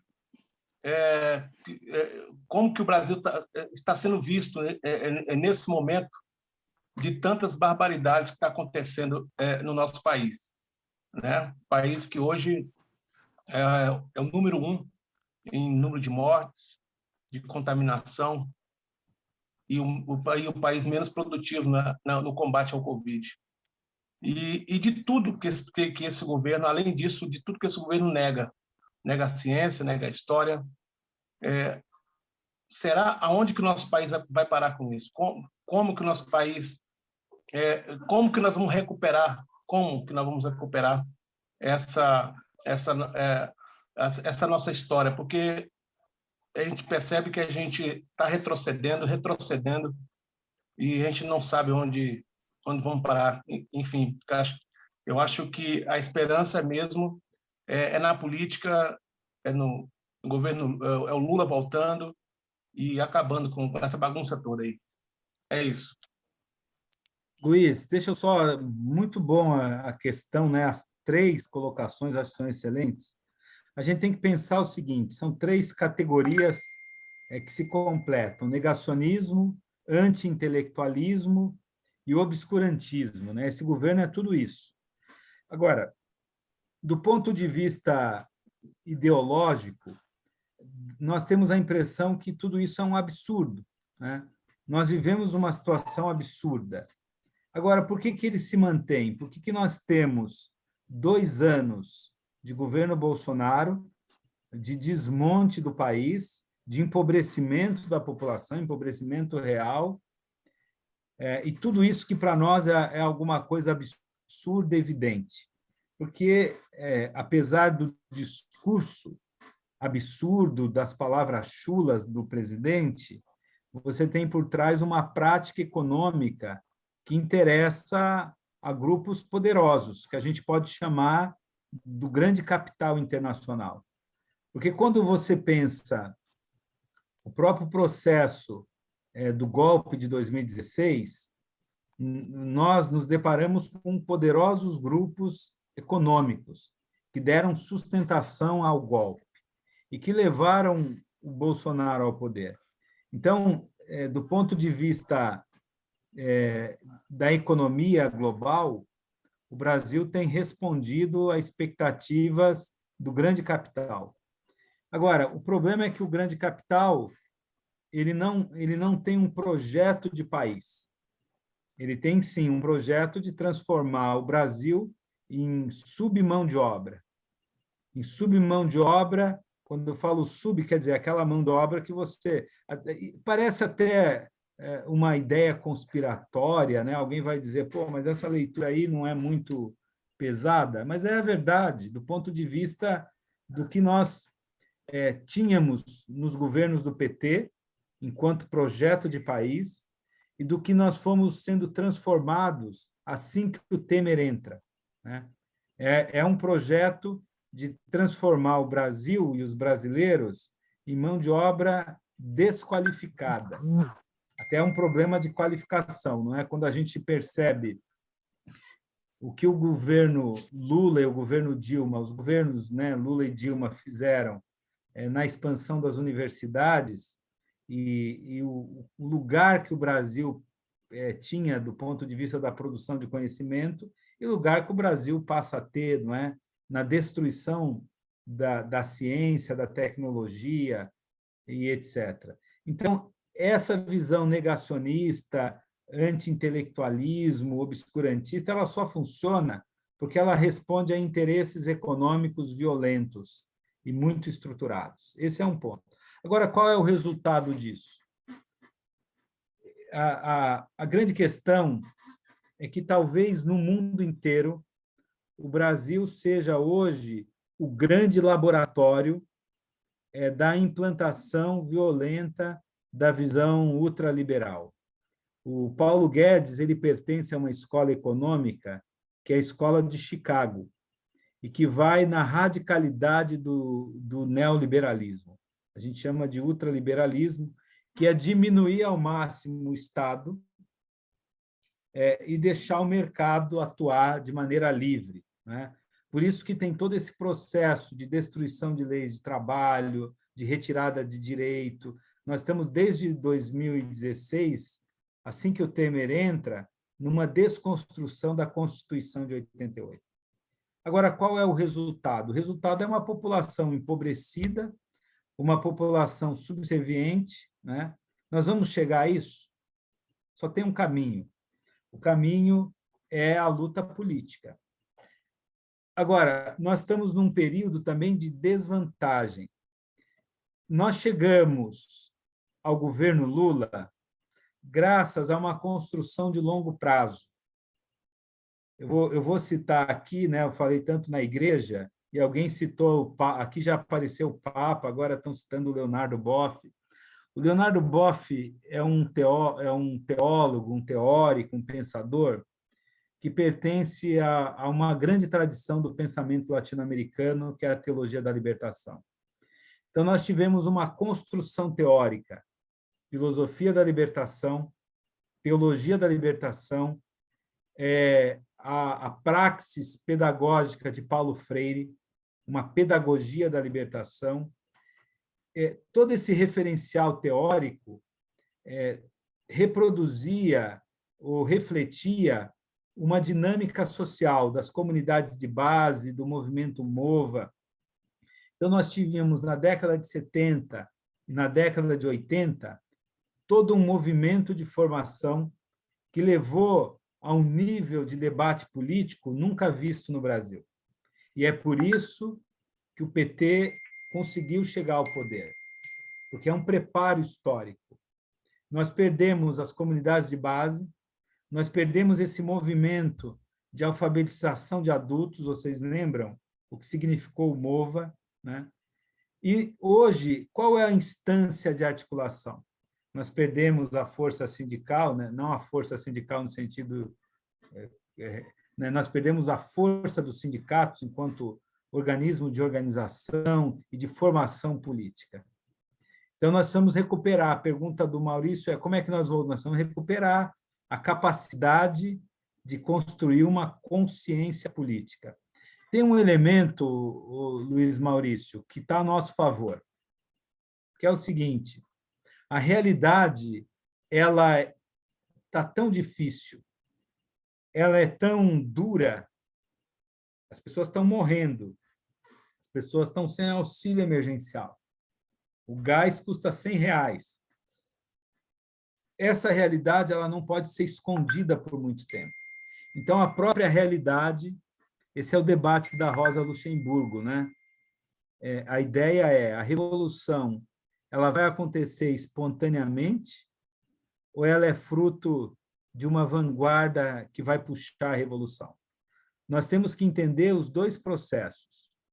Hoje, no PT, nós precisamos ser essa vanguarda que cria consciência crítica, que forja a consciência, no sentido de criar núcleos, né? O que a gente tem feito? Pelo menos na teoria, né? O que a gente tem defendido? A criação de núcleos de cidadania ativa, como forma, né, desses núcleos que não existem mais nas igrejas, nos sindicatos, né? Nas associações de bairro.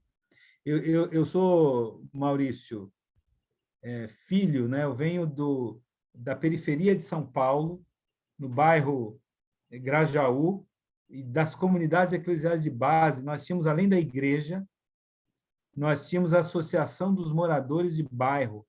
Então, aliás, da igreja tinha a associação. E aquilo era uma força de formação política. Qual é o locus hoje dessa formação? Nem o nosso partido, né? A gente se reúne aqui, mas o partido não tem se reunido no sentido cotidiano, né? Para formar os nossos filiados. Então, a criação de núcleos é o caminho. Agora, a gente tem que acreditar que a história também faz o seu papel. As contradições, elas aparecem, né? Eu não preciso dizer para o trabalhador que ele está ganhando menos. Eu não sei, vocês viram a passagem lá do Guedes, né, que diz que vai no supermercado e as pessoas agradecem, né? Quer dizer, as pessoas vão para o supermercado, elas xingam o governo. O melhor lugar para o debate político é você ir na prateleira, tá a pessoa do seu lado, e você fala, pô, mas... Quer dizer, a realidade ela também cumpre um papel de formação. E ela tem um poder muito maior do que as nossas organizações de núcleos, né? Porque ela toma a vida das pessoas. E não há ideologia que consiga esconder que o gás custa R$100. Vou voltar a palavra aí, porque eu acabei, né, acho que muito bom essa discussão. Excelente, professor. Pedro Totti e depois Dorival. Boa noite a todos, boa noite, Adelino, boa noite, Meire.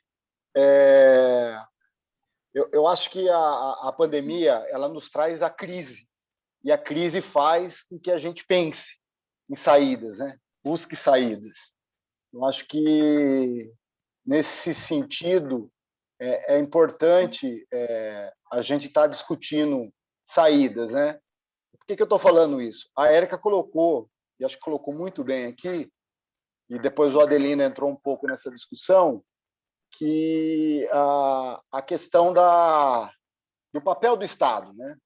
A pandemia e o papel do Estado, né? E aí o Lula vem com o discurso dele, meio que retomando essa discussão. Olha, nós precisamos ter um governo, um Estado que ajude, que seja voltado para as pessoas e não para o capital. E eu acho que, nesse sentido, a pandemia nos ajuda. Nos ajuda no sentido seguinte, o mundo inteiro, né? A gente vê o governo americano, que é considerado o país mais capitalista do mundo, né? Os caras injetando na economia deles por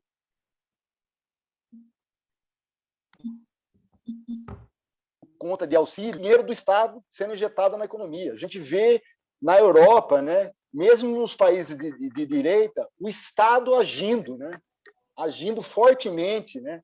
E aqui no país, né, aqui no Brasil, eu acho que a pandemia nos ajuda a fazer essa discussão do papel do Estado. Mesmo, eu entendo assim, mesmo que a reforma administrativa passe e a gente tenha uma concepção de Estado dos anos 20, lá atrás, aquele Estado que com indicações, o Estado que pode entrar sem concurso, e assim por diante, até mesmo a quebra da estabilidade, a destruição do Estado que nós temos hoje. E eu sou servidor público, eu tenho acompanhado bastante essa questão da reforma administrativa, que é a destruição do Estado brasileiro, que ela perpassa muito por isso. E aí, Adelino, eu acho que nós temos que, o PT, toda essa configuração, nós temos que ter claro, eu acho que daqui para frente, começar a discutir com a sociedade para 2022 o seguinte: nós vamos retomar isso, nós vamos, se precisar estatizar, nós temos que estatizar, se precisar fazer uma nova reforma de Estado, retomar o Estado de bem-estar social que a gente construiu na Constituição de 88, nós temos que fazer isso, né? E nós temos que deixar claro o que nós vamos fazer. O que nós não podemos é construir um projeto só para derrotar o Bolsonaro. Mas nós temos que construir um projeto, né, que a gente retome o papel do Estado e consiga construir a cidadania para o povo, para o cidadão brasileiro. Eu acho que é esse caminho que a gente tem que buscar. Totti, muito bem. Eu acho que você coloca...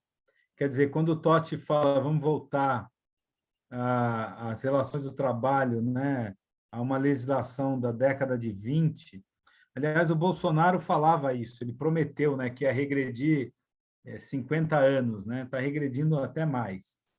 Mas a luta política, você tem toda a razão, só a luta política. Agora, a eleição do Lula vai ser um passo fundamental, não tenha dúvida, né? Mas é preciso a eleição de uma Câmara forte. A eleição dos deputados, dos nossos representantes, né? Essa eleição de 2022 tem que ser marcada por uma bancada numericamente, né, do PT e dos partidos de esquerda, porque senão nós não vamos reverter tudo que foi feito. A gente tem que lembrar que o Fernando Henrique ele congelou salário, principalmente do campo dos servidores, né? O Lula teve que trabalhar muito para desfazer tantas perdas no campo dos direitos trabalhistas. No campo, na área, né, nos servidores públicos, tem muitas coisas que nem puderam ser desfeitas. Então, para você destruir é mais fácil, para você reconstruir é mais difícil. Uma batalha que o presidente precisa ter, o Lula entendo que ele vai encampar, é derrubar a lei do teto dos gastos, né? Que foi a primeira lei aprovada pelo Temer e que engessa o Estado. Mas vamos ouvir o Dorival.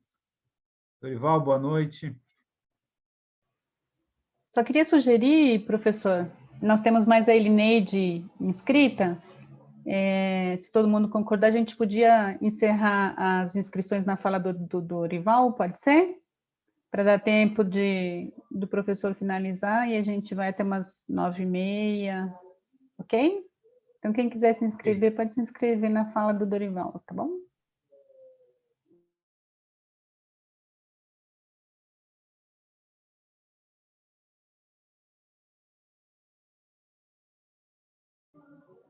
Dorival, tá aí? Está fechado o áudio do Dorival. Eu estou vendo, Tá fechado, Dorival, seu áudio está fechado.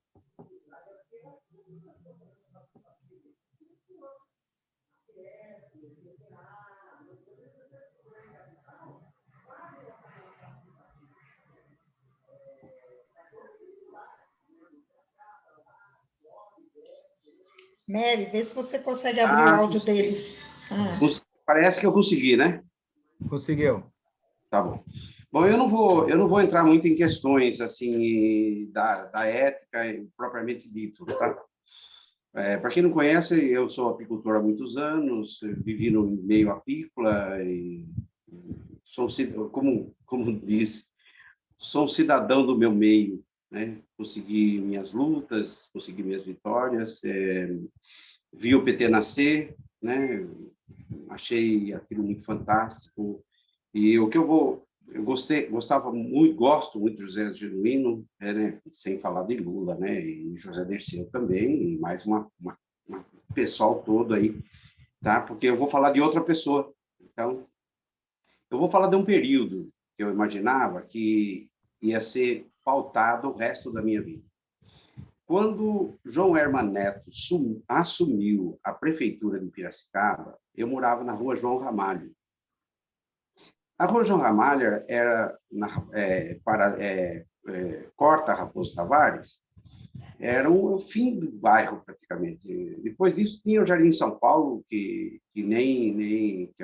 antigamente chamava de Matão, nem asfalto tinha. Tá? O que acontecia naquela época? A guarda municipal, de 2 em 2, passava em frente à minha casa a pé. Tá? E eu ficava, de vez em quando, pelo menos umas 2, 3 vezes por semana, eu ficava ali por ali e oferecia a eles um café. Eles entravam, tomavam café comigo. Então, nós temos hoje, tá, uma situação que impensável na época. Depois veio a Constituinte, né? Depois veio a eleição de Lula, depois a eleição de Dilma, e uma série de ganhos, né? Sem falar as perdas que aconteceram anterior a isso, né? Então, quando o Lula repôs, ele repôs, né? E o nosso grande Lula. Então, eu imaginava que nós não íamos ter perdas significativas daquilo. Eu achava que aquilo ia ser normal. Um cidadão comum era tratado como um cidadão. Hoje, um cidadão comum, se quiser ser tratado como cidadão, ele tem que se impor. Então, o mundo em que vivemos hoje é um mundo muito estranho. Para quem viveu Ulisses Guimarães e tudo mais, né? E para quem viveu toda aquela discussão, é um mundo estranho, tá? É um mundo estranho, indigesto, certo? E que traz na gente tudo que a gente tem de ruim. Eu tenho vontade de sair por aí mais na base da agressão do que na conversa, porque o que eu vivi, né? E o que eu estou vivendo agora, eu nunca imaginava. Eu imaginava que a gente ia avançar naquele sentido. Então, realmente, nós precisamos, isso que está acontecendo agora, né? Uma conversa, conhecer mais pessoas. Porque naquele tempo a gente tinha reunião do PT que fechava o quarteirão lá na Governador. Né? E esse pessoal que está aí no PT, naquele tempo era uma molecada, né? Como eu era um moleque naquele tempo. Então, o que nós vivemos hoje é muito intragável. Tá? Então, eu quero só dizer que isso que eu disse agora, que no tempo de João Herman Neto, a própria guarda municipal passava a pé na minha casa e tomava café comigo. Hoje, a guarda municipal não perdeu muito o seu caráter, não. Tá? Por quê? Porque eles são muito prestativos. E como eu falei da guarda municipal daquela época, eu não vou dizer que hoje eles são ruins. Eu estou só dizendo que recém-criada, ela é muito boa, ainda é uma corporação muito boa, né? Os servidores públicos, né? E é isso aí. Quem Obrigado, Dorival. é isso aí, tá? É só isso. Boa noite a todos. O Dorival fala de ruas, de guarda municipal, está falando aqui da realidade de Piracicaba, né, Dorival? Isso, eu deixei fora. É Eu deixei fora história nacional, história mundial, Hipócrates, Sócrates e tudo o resto. Só falei do sentimento que tudo isso traz a nós hoje, né? Eu ia até falar da mãe invisível do mercado, de Adam Smith, mas sem sentido agora. O que eu quero falar é que o que essa situação trouxe a nós como um sentimento muito ruim. Para quem não conhece, Piracicaba teve a oportunidade de 2 governos do PT, né? Uma experiência riquíssima. Mary, tem mais alguém inscrito, não? Tem, a gente encerra com a Elineide, então, tá bem? Tá. Elineide? Boa noite. Oi, estou aqui. Boa noite, então. Boa noite. As aulas têm sido bem interessantes, mas hoje, especialmente, me chamou bastante atenção do que está sendo tratado aqui pelo professor. E aí, quando se fala em direitos humanos, em dignidade, a gente, obviamente, remete logo ao governo do PT, em que foi um governo que tirou milhões da linha, né, de abaixo da pobreza, e a fala do nosso grande Lula de que toda pessoa tem que ter direito a pelo menos 3 refeições por dia, né? Isso aí, acho que dignidade já começa por isso aí. Você ter direito à educação, à saúde, à cultura, isso é dignidade. E eu, como uma boa professora freiriana, e atuei muito tempo na educação de jovens e adultos, e atuei durante muitos anos, no sistema prisional aqui do Distrito Federal. Então, isso tudo mexe muito comigo, né? Porque a gente vive aqui fora e muitas vezes não tem uma noção do que é isso, né? Do que é as pessoas viverem privadas de liberdade, elas estarem lá cumprindo uma pena, já foram sentenciadas e elas são julgadas novamente. São julgadas novamente pela sociedade, pelas pessoas que lá atuam, a maioria delas. E eu tenho muito uma fala, assim, lá na cadeia, né, no sistema prisional, existe muita coisa do ressocializar, né, do reinserir. E eu tenho uma fala nos meus estudos que eu fiz de especialização nessa área, de que como reinserir alguém que nunca foi inserido. Eu acho que nós, enquanto militantes, temos que começar a pensar também nesse sentido, né? Se nossas crianças não têm uma base, não têm acesso à cultura, à educação, à comida, né? Não tem essa dignidade, como que jovens que vão se formar, né? Se transformar? Que cidadãos que vão se transformar?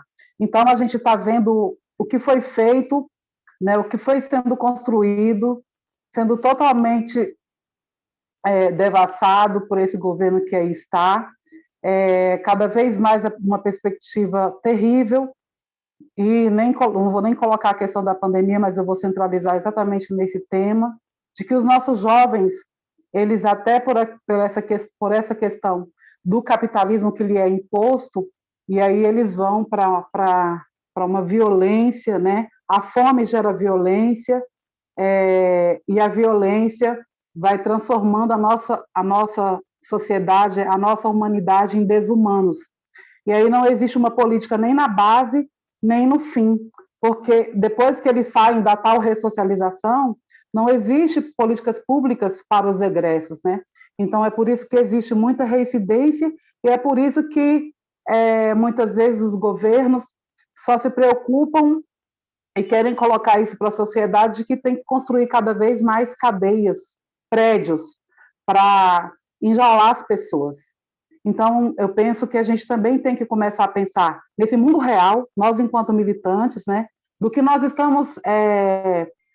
estamos repetindo nas nossas falas e nas nossas ações, e do que nós temos que reivindicar e que lutar para as políticas públicas nesse campo, e também para que essa nossa sociedade não fique tão doente nesse sentido, né, de não compreender as razões, os porquês dos nossos jovens hoje estarem ocupando as cadeias públicas aí de uma forma avassaladora. Cada dia cresce mais, eu nem tenho os números mais, porque eu terminei lá em 2018, me aposentei, foi meu último ano de sistema prisional, e eu realmente não me lembro os números mais do IBGE, mas eu lembro que aumentava assustadoramente, tanto a nível daqui da minha cidade, quanto a nível de Brasil e a nível de mundo.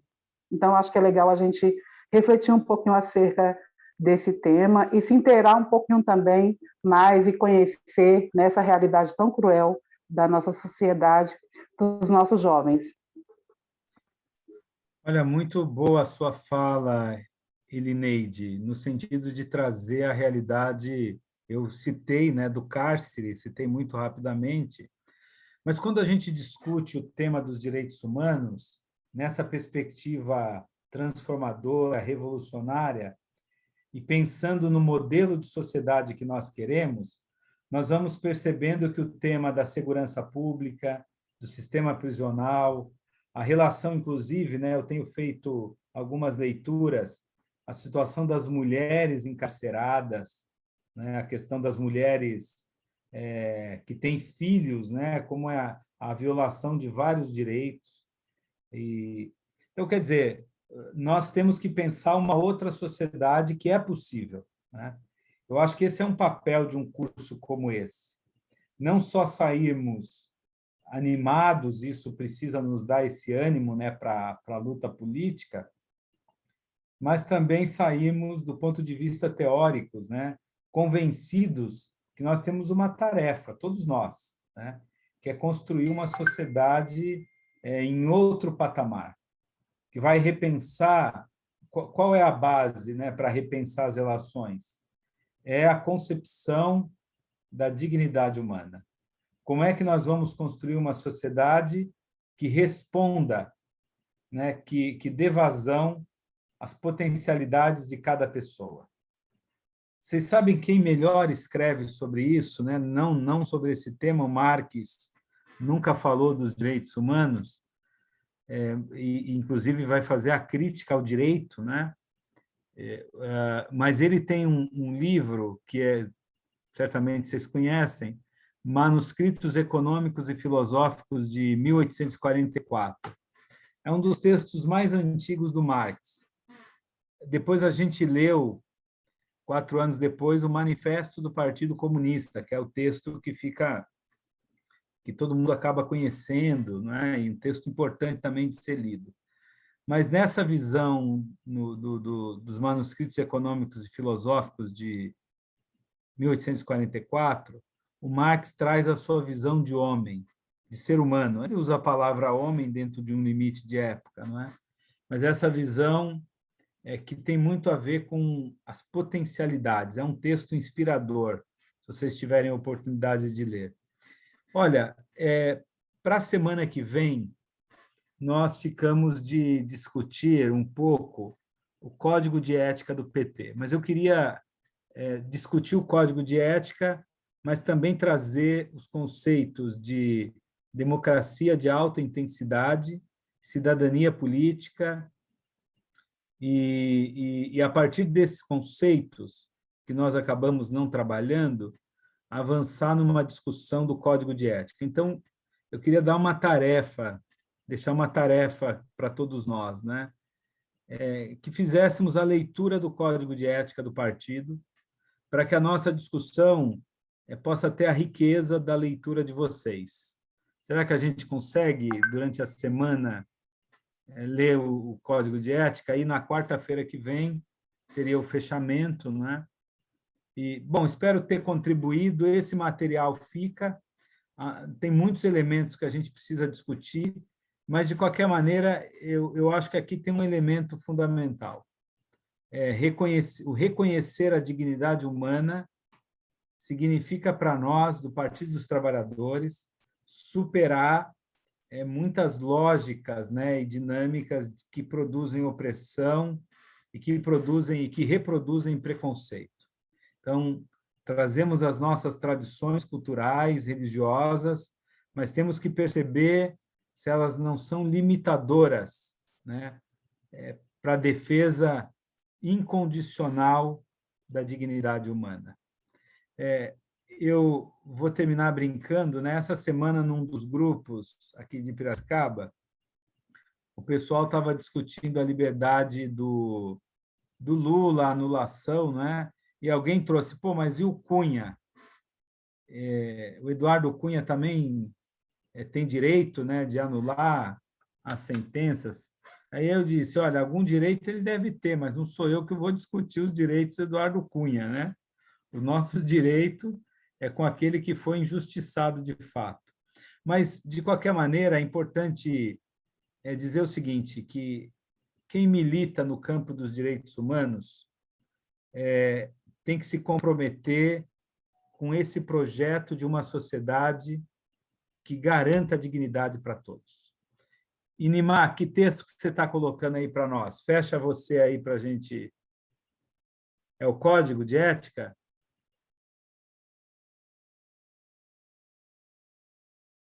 O Inimá está colocando, acho que é um exemplar do Código de Ética, não é isso? Ele perdeu o som, né? Mas, de qualquer maneira, fica aí a tarefa, né, Mary? Para a gente ler. Se o Inimá voltar e quiser falar, eu acho que ele está tentando. Mary, é isso? Pessoal, boa noite. Inimá, você vai falar? Seu microfone, Inimá. Aí, agora. Tá, não, é só para falar o seguinte, que esse código de ética aqui que eu mostrei aqui é um exemplar, né, entendeu?